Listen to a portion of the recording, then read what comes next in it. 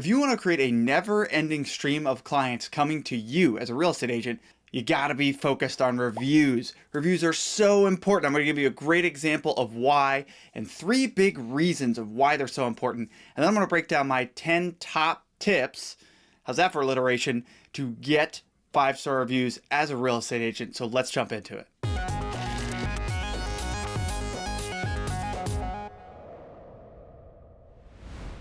Welcome back to my channel. It's Charlie Cameron. I'm a real estate agent and team leader on a mission to help agents everywhere grow their business and achieve financial freedom. Now, let's talk about why realtor reviews are so darn important and my top 10 tips for how to get endless 5-star reviews.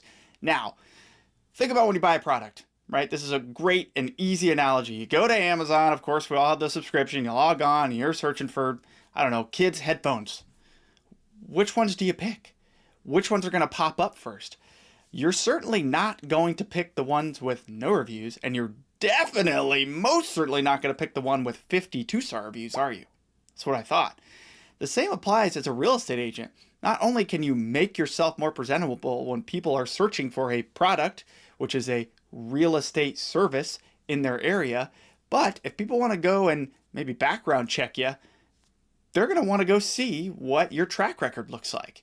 And they can do that by searching for you and looking at reviews. If you have no track record or a negative track record, you're going to be in trouble. If you want an endless stream of clients that continues to grow without you having to go out and lead generate, you need to be getting 5-star reviews, because it is going to organically grow a business for you.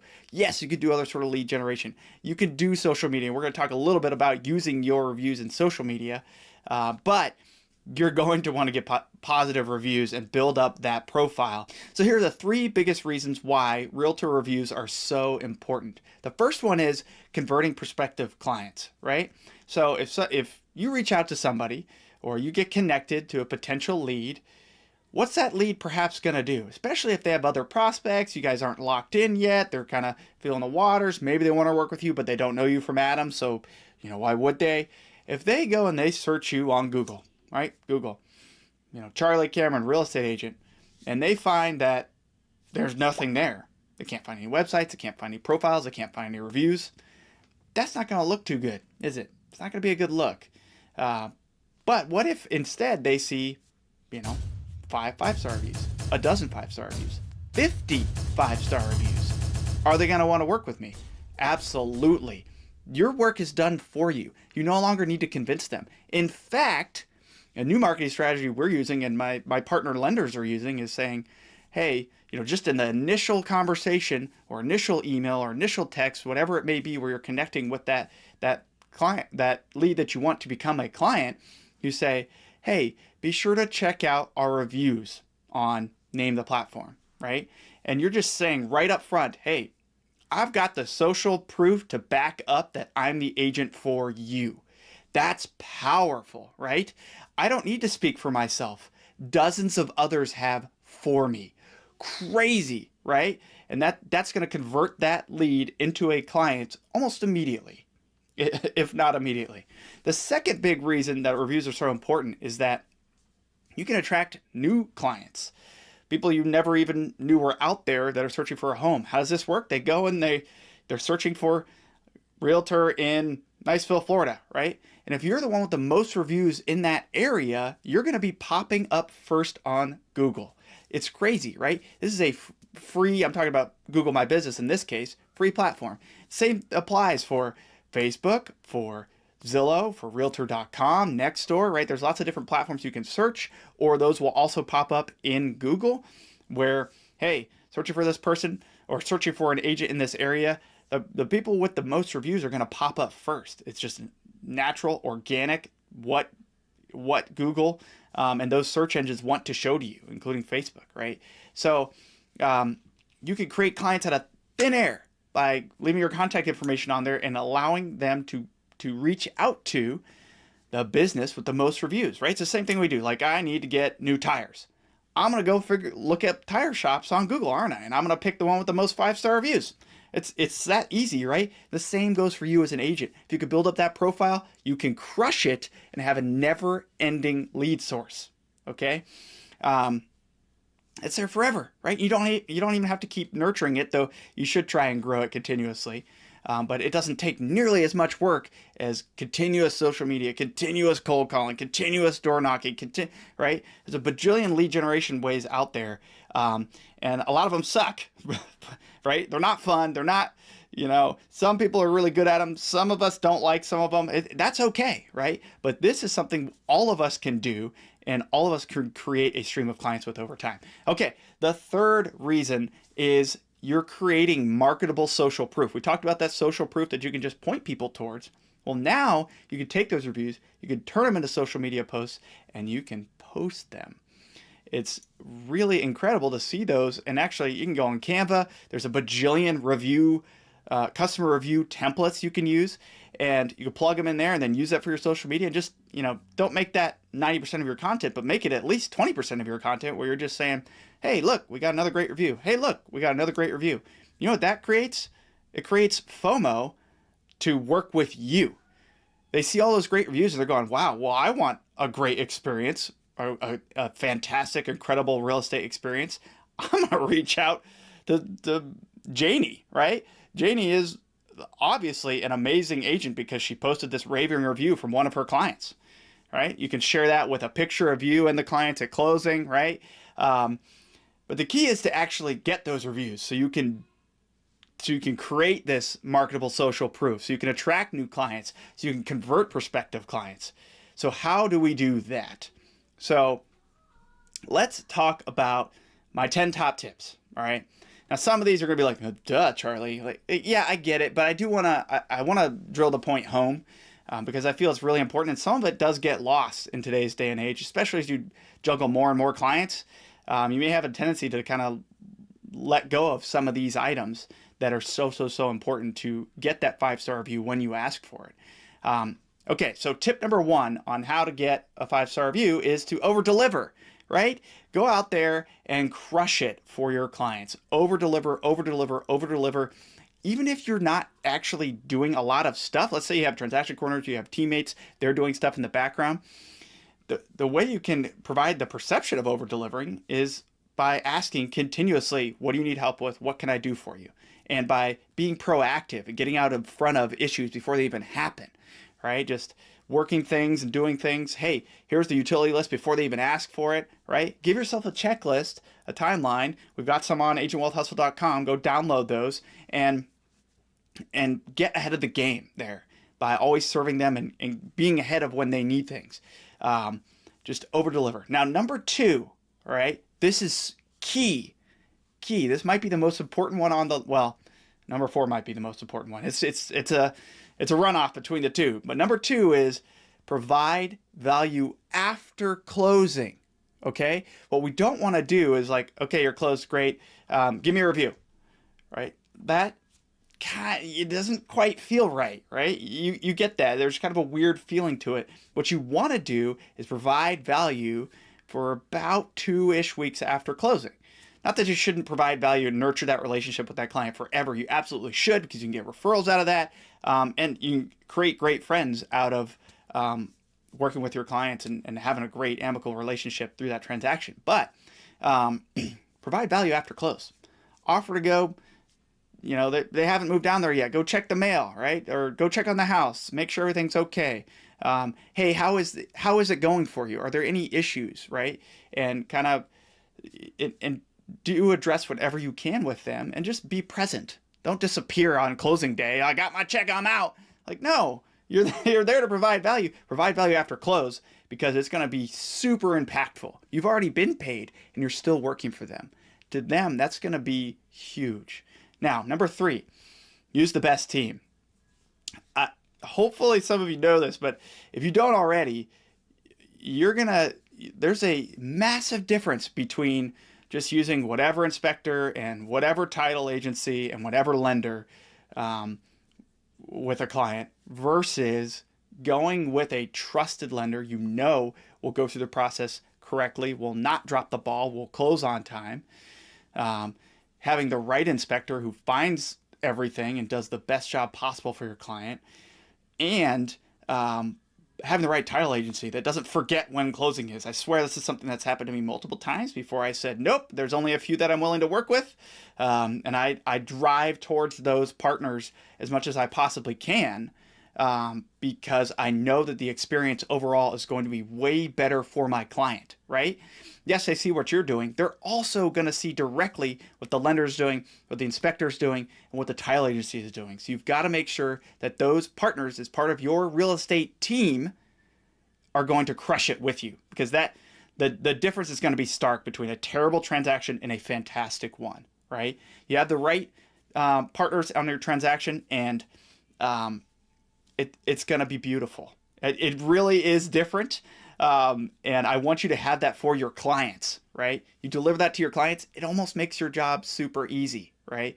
Because you've got the team that you don't have to be like, hey, did you actually order the appraisal, right? They're on top of it. They've got their checklist, they're following it, they're keeping you up to date, they're doing the job they're supposed to be doing.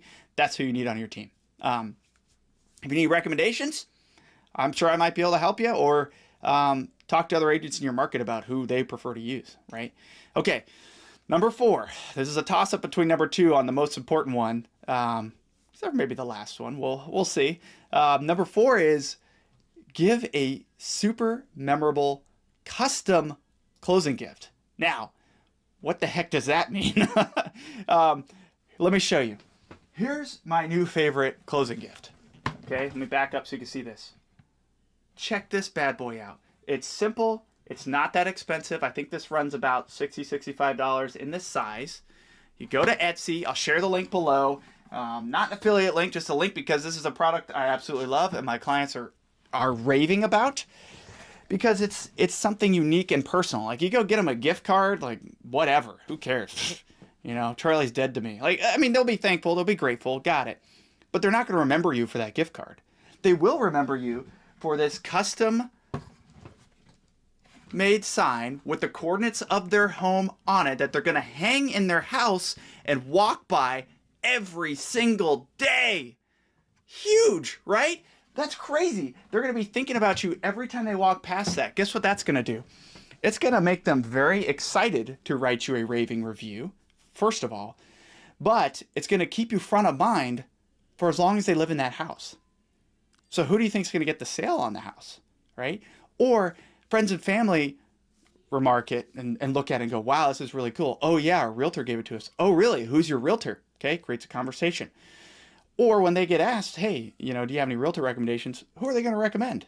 The person who gave them that super unique gift that's on their wall. Okay, love that gift.